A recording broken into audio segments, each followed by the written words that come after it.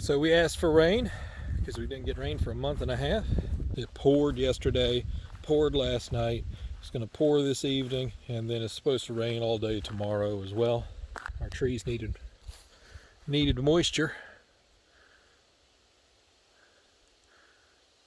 These little mayhaw fruit, I still believe that to be the case. I'm not 1,000% sure, but I do believe it. Look at our grounds back though. The clover has already recovered.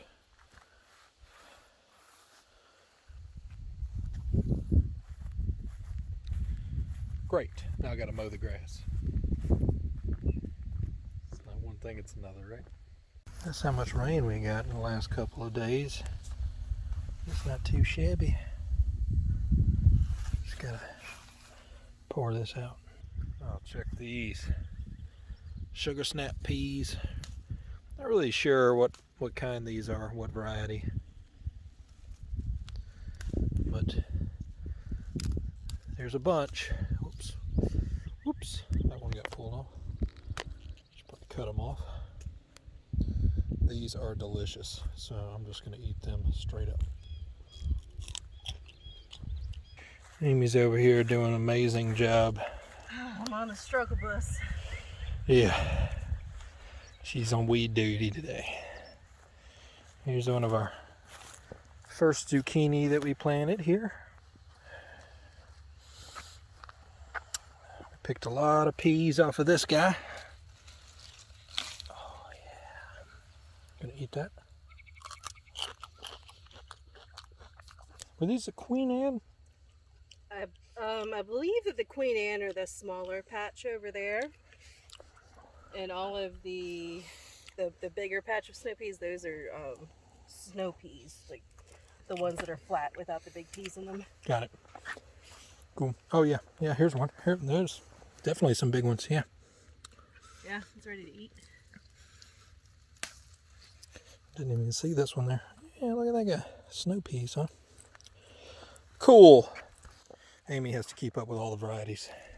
Yeah, since we decided not to tag anything for fun. Yeah, it makes it extra fun. We just don't tag stuff. It makes it a surprise. I know. Every time you look, it's a surprise. We should pick it. Who knows what it's called? Yeah. Those sugar snap peas are friggin' delicious.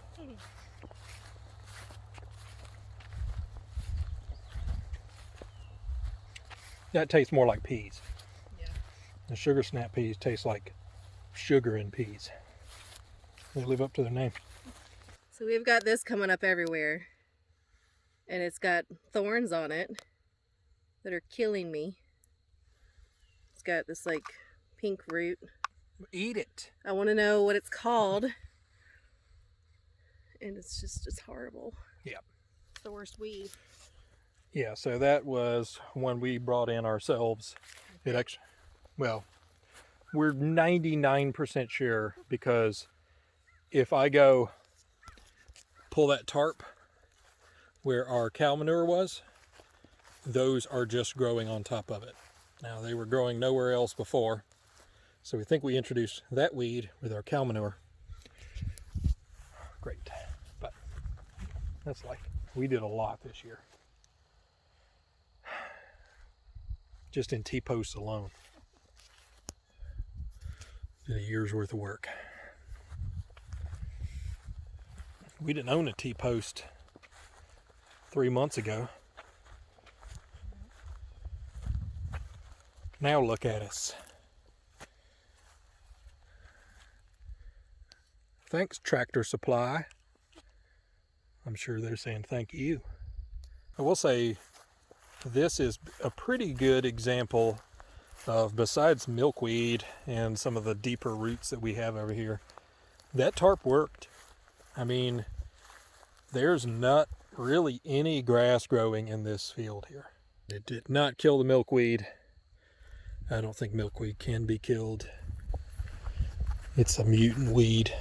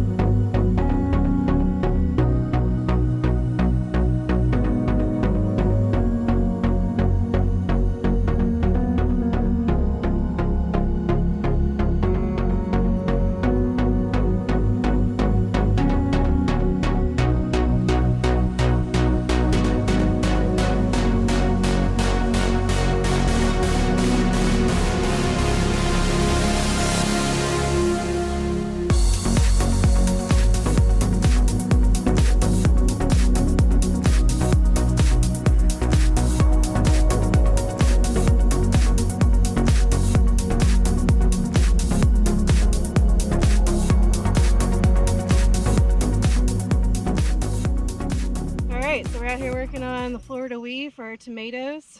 Danny's got the twine connected to his belt. This is from Haas Tools, and it's made especially for trellising like this. It won't stretch out or degrade throughout the summer.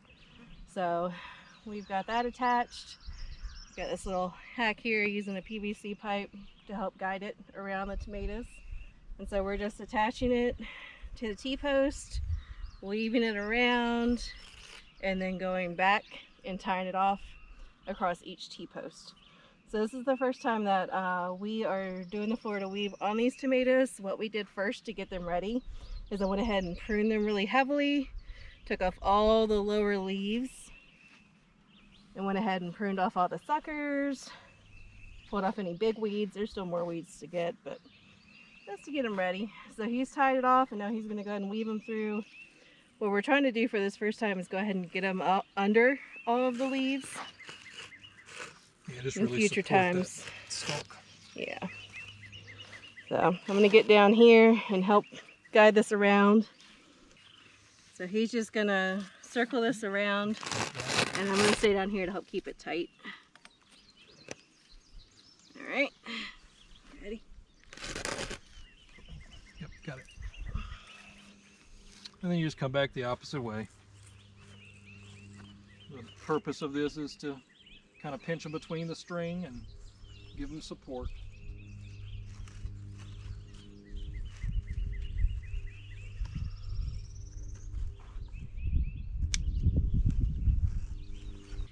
So there's lots of different ways to trellis tomatoes. You've got cages, you can use them across the cattle panel. Just let them go free and see what they want to do. And this probably isn't the perfect way to use for both determinate and indeterminate tomatoes, but this is our first big garden here, and we're just doing what we can do. So it's working for us, and we'll just keep on top of it and keep pruning everything off, and I think it'll be just fine.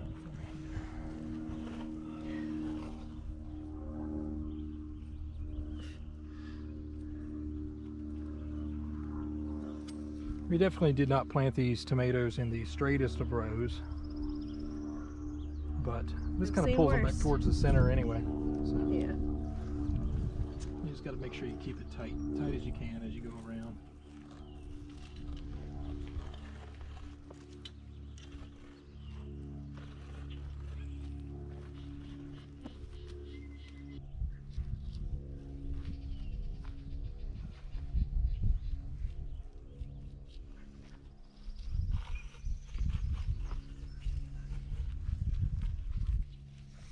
You could do this as one person, but it definitely helps to have two or four. Remember that tomato plant from when we planted? I just left it in the cup. Look at this guy. Still alive. He's still alive. He's managed to get water because we had a loose fitting at the end of our hose here. So he just so happened to get water. Both of them did. And they're still alive. I'm not expecting much of them, but they're still here. All right, so here you have it. Tomato City. This is our first year growing tomatoes. We're pretty happy with it so far. We also got our fourth plot kind of rowed up. So this is our watermelon and pumpkin plot.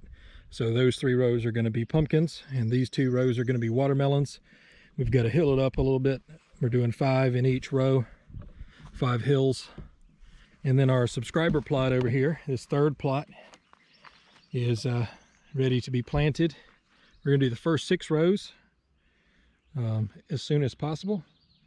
And what we're planting in there is going to be peanuts, butternut squash, sunflowers, and also some beans that we got through seed swaps. So that's kind of neat. We're actually planting things that other people gave us in here as well. And then this second half, we're not planting yet. The second half is going to be some other sunflowers that we have, and then corn that we're succession planting from that to this. Different variety of corn. All right, the day is done. We did it. We got some cilantro that we pulled from over here that we're going to preserve so that when our tomatoes are ready we can make salsa. Our potatoes are still looking good. Everything's loving the water. We got rain and everything's doing great. This was chock full of grass underneath it. This is one of the piles of weeds that we pulled out. There's more over here, and then there's a pile over there. Just to show you how many weeds we pulled out of mostly these 2 rows of beans. So hopefully it'll give them a little bit more room to grow. They were still growing anyway. But some of the ones down there, the smaller ones, we planted secondary there.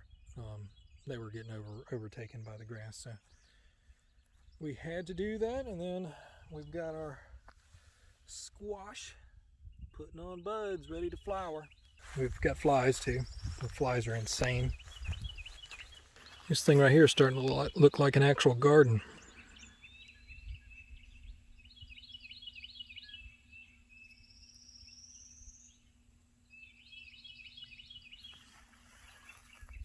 Not done yet. We still got to plant those other plots, but they're ready to be planted. All right, I'm heading back home. We are done for the day. It's early, but we're tired. We worked hard yesterday, and we still got more work, but it can be done. It may not be actually done for the day. I might do some work out here this evening, but we're going to go inside and do some relaxing. All right, y'all. Y'all take it easy. See you later.